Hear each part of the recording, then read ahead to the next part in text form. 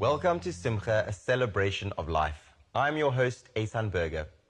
A commemorative event was recently held at the Hellenic Club in Cape Town, where the Greek and Jewish communities came together to honor Miss Sarianu, a Greek Orthodox woman who risked her life to save the Jewish Akos family from being deported to their death at Auschwitz during World War II.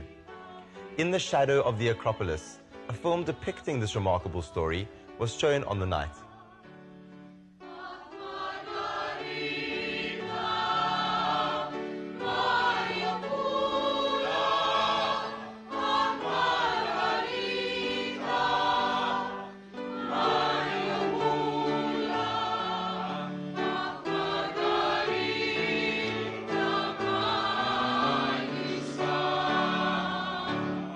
What is happening this evening is our organization, the Hellenic Community, together with the Holocaust Center, the South African Jewish Board of Deputies, and the Greek Consulate of Cape Town, are co-hosting a function to commemorate the victims of the Second World War, and in particular the Greek Jewish community that perished during the war, and also to celebrate the achievements of some that stood against tyranny and saved their fellow citizens. It's a commemorative event that brings, I guess, to the public of Cape Town the events of World War II and the German occupation of Greece, and highlights the fate of the Greek Jews at that time, because it's not very widely known that there were 29 actually, Greek Jewish communities in existence before the war, and some 80,000 people that lived in Greece, in the communities that are the most ancient in Europe, because they were created in late antiquity, and that makes Greece the gateway to Europe for the Jewish people. So these beautiful ancient communities were decimated during the war. 82% of their population was murdered, mostly in Auschwitz. This is my family, and in this picture, I see my history. I see my grandfather, Menachem, who fought with the partisans in the mountains of Greece. I see great-aunt Esther, who led her sister and her children to safe hiding. I see Tula and Maki, the bride and groom who met their fate together. I see my grandma, Rosa, and Uncle Sam, who would soon be required to lead their family into hiding through a civil war, and eventually begin a new life in America. I see my mother, Mary, innocently in her babyhood, sitting on her mother's lap. She will suffer from enormous losses: loss of country, loss of family, loss of heritage. This photo hangs in my mother's house, and in my sister's house, in my aunt's house, and in my house. Their faces stare out at me, the keeper of their story. This is our story. Ladies and gentlemen, thank you all for being here today to honor the family of Mrs. Chariklia Sayanu, one of the many Greek Christian families of Athens who saved the families of their Jewish compatriots from the Holocaust during the Second World War. I would also like to thank Mr. Mano Christelis and his family, Mr. Mano Christelis is great-grandson of Mrs. Sayanu, who are here with us today. I would like to just talk about my great-grandmother in Athens that looked after this family, Jewish family, and protected them during the times of the war. She looked after them and had them in a basement of her house in Athens.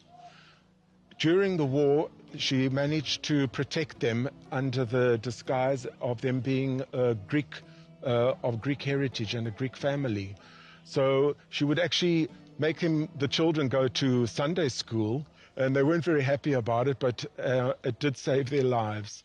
And we're very proud to acknowledge the fact that she managed to look after this family during the war, and they are very grateful, and therefore we do appreciate her looking after the family, and we are very proud of her. Well, there were two traditions among the Greek Jewish communities. The ancient Greek-speaking Jews, known as Romaniotes in Greek, were better integrated. Their everyday language was Greek, and they had, become part of many of the Greek ways of living. And yes, they were better integrated, but the Sephardic Jews who moved to Greece in the 15th century, they were more distinctive. They had a different home language, which was Ladino, Judeo-Espanol, and different songs, habits, way of dressing, particularly at the beginning. We're talking about the years of the Ottoman Empire. So the one community was better integrated, the other one stood out more. A lot of the Greek people actually protected quite a few Jewish families. So as far as I know, a lot of families were saved this way. They were under the disguise of being Greek. And straight after the war, once they were saved, they managed to immigrate, and some went to South Africa and United States of America, as well as different countries in Europe, and they were managed to be saved. During the German occupation, it is well known what the policy against the Jews were of the Germans. So it was no different in occupied Greece. They started immediately to effect measures against the Greek Jews, and they started in Thessaloniki, which was by far the largest and most important community in many ways. And the people from there were arrested and deported first. And it was easy to grab them, because Greece was a country where there had been no pogroms, no organized persecution of the Jews in the past. So the people were peaceful and living their lives and not really suspicious. They actually thought, we are Greek Jews, why would these people come and harm us from another country? And felt safe, which was part of what caused their undoing. Not to say that they could have done something that they didn't do, just meant to say that they did not expect it, they did not see it coming.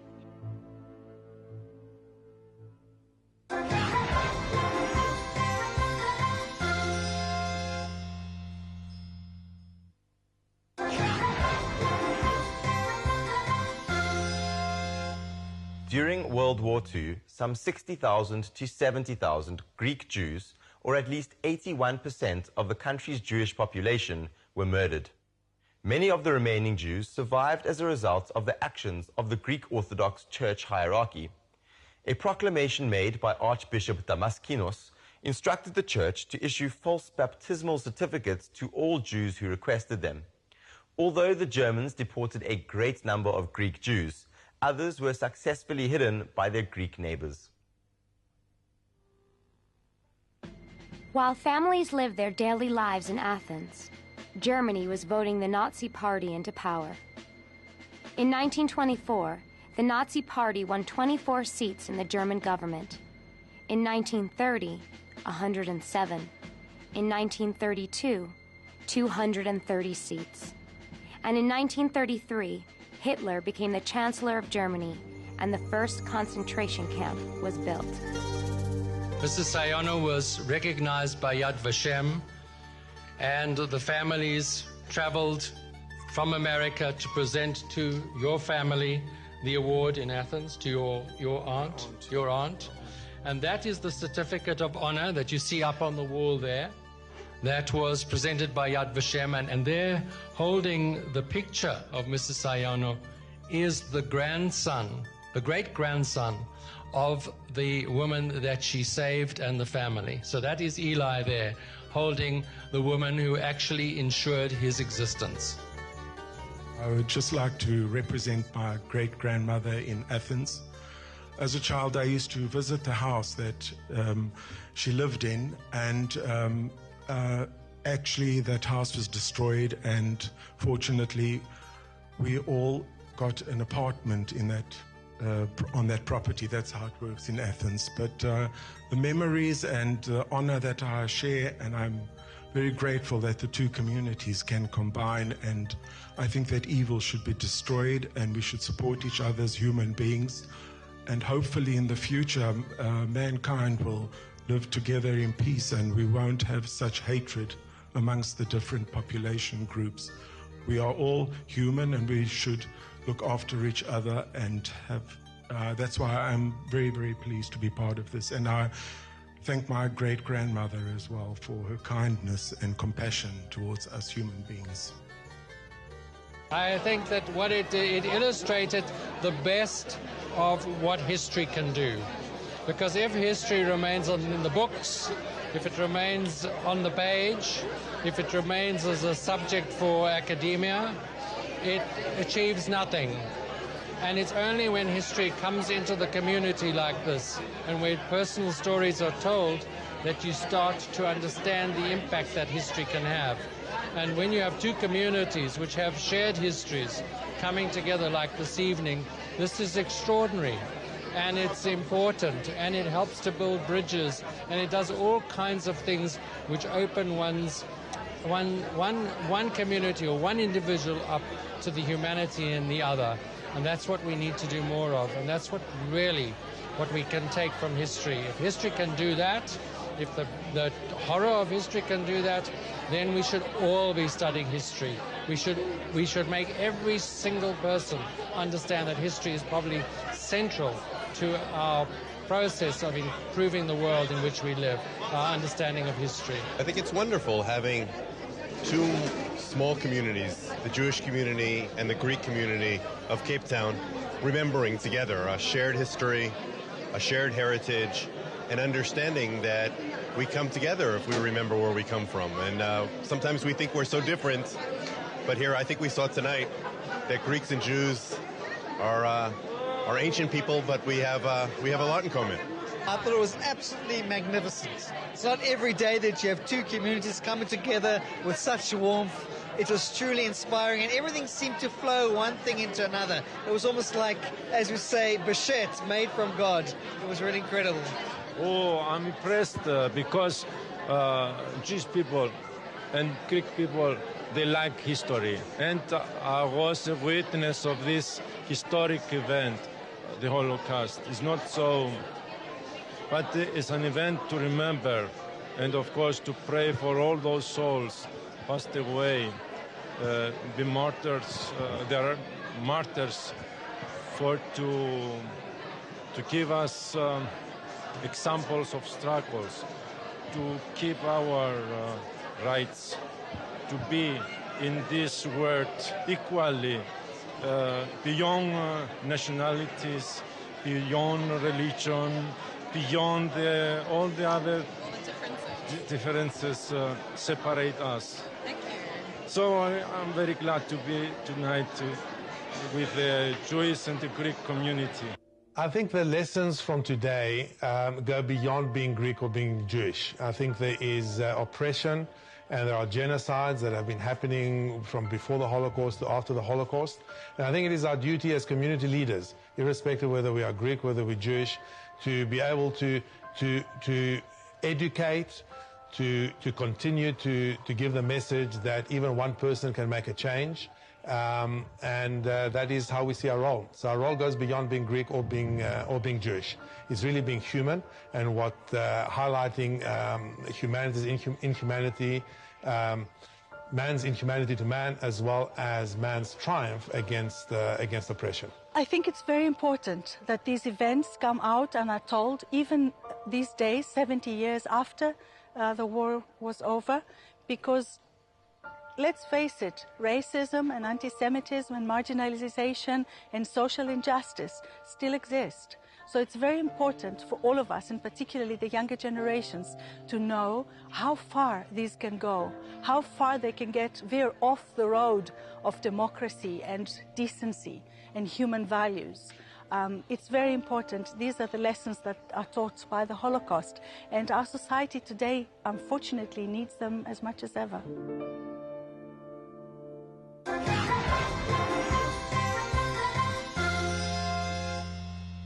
A new book by author and Talmudic scholar Yorum Bogacz, entitled Facets of Eternity, is an exploration of 7 intriguing topics in Jewish thought, a detailed yet accessible exploration of hundreds of classical Torah sources.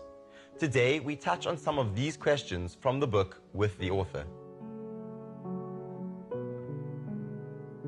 At heart, I'm a teacher. I want to educate.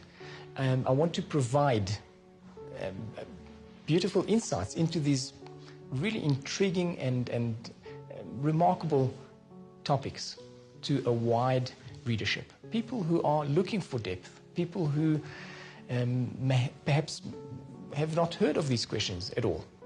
and to expose them to a vast sea of information that is contained in our sources.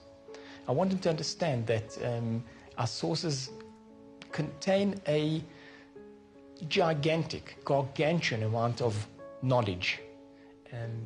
Unfortunately, sometimes it's not so accessible, so you need to find the right sources, and it can take years. It took me years to find the sources for these 7 topics.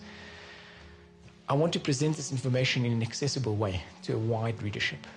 It's, as the subtitle indicates, 7 intriguing topics in Jewish thought. The challenge often with interesting topics in Judaism is that the information is scattered. It's deposited in different repositories of Jewish knowledge, the Talmud and Midrashim and the writings of later authorities and rabbis.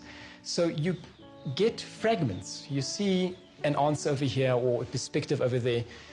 If you want to form a comprehensive picture, it's difficult. And this is what Facets of Eternity tries to do. I took these 7 topics and collated and gathered material over many years. It took me many years to collect the material. And I tried to give a comprehensive view of each of these topics. There's a famous statement of the sages, of Chazal, that the forefathers observed the Torah. Now, this is, of course, anachronistic because they lived a few centuries before the Torah was given.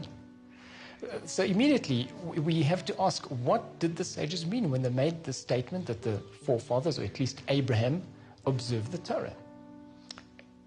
How did they know, first of all, the information? That's one question. How did they have access to the technicalities of the commandments? And secondly, there are just very great difficulties in applying this in detail. Let's assume that Abraham knew what the commandments were through prophecy. That's one answer that's given. But even if he knows them, how are they relevant to him? For example, many of the commandments commemorate the Exodus from Egypt, but Abraham lived centuries before the Exodus from Egypt. Many of the commandments apply only, or at least several commandments apply to the king of Israel, only to him. How did that apply to Abraham? He wasn't the king. Some commandments apply only to women. How does that apply to Abraham? And so on and so forth. There are just very great difficulties with this principle. So again, we have a vast body of literature that deals with this. What did the sages mean when they said that Abraham, and possibly Isaac and Jacob as well, observed the Torah before it was given? Every human being is unique. Every single human being is unique and has unique powers to express something of God. After all, a human being is a reflection, or as some sources put it, a spark of godliness.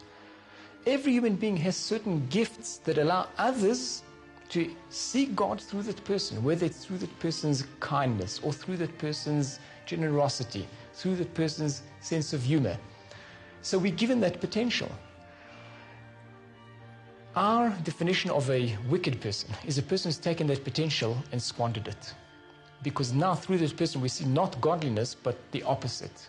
So a rasha, a person who's evil in our eyes, is a person who's taken godly potential and squandered it.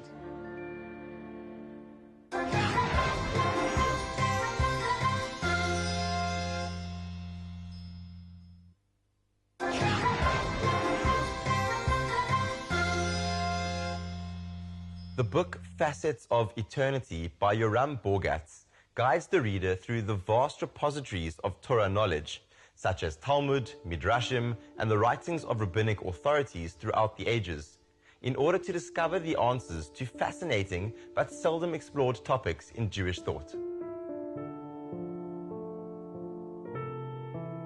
Here we deal with what appear to be contradictory statements in the Talmud. On the one hand, the Talmud tells us in no uncertain terms that reward is in Olam Haba, in the world to come.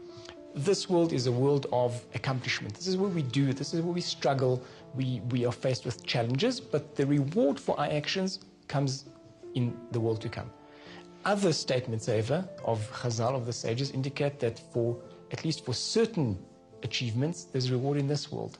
So the purpose of the chapter is to resolve this apparent contradiction and to find the answer as to when do we get reward in this world for certain actions, and what sort of actions have reward which is reserved for the world to come. One chapter is entitled Forbidding What the Torah Permits. There's a complex relationship between the Torah and Chazal, the sages. The Torah allowed the sages to legislate within certain limits. You can think of it in terms of an analogy of a king appointing governors over each province. And he allows each governor to legislate within certain parameters. So too the Torah allows the sages certain authority to legislate, to promulgate laws. So we have many hundreds of rabbinic laws and enactments. Of course, the ability to legislate is at certain parameters. Now, one question that generated an enormous body of discussion in the classical literature is, when the Torah says that something is explicitly permitted, could Chazal, could the sages of the Talmud forbid it?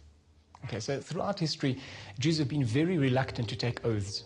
We go to extreme lengths to avoid taking an oath. And there are many stories of great righteous people who actually, because of their determination not to take an oath, in particular under circumstances that involved a dispute over money, they lost vast amounts of money. They were prepared to lose lots of money in order to avoid making an oath.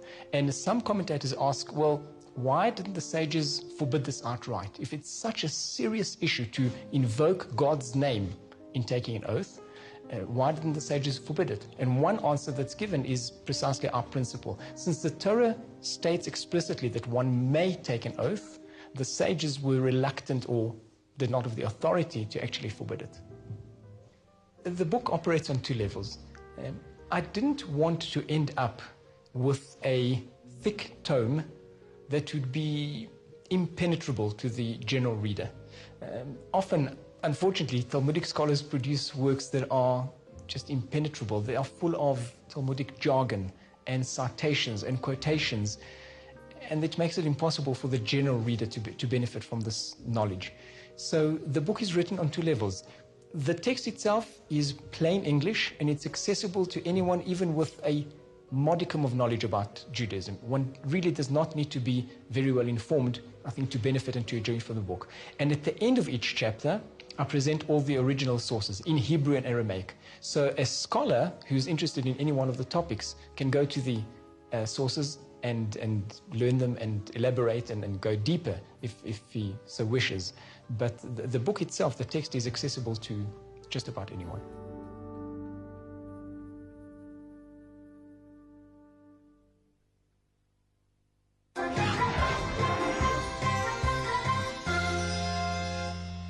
In Pirkei Avot, Ethics of Our Fathers, today we quote Rabban Gamliel, the son of Rabbi Yehuda Hanasi, who said,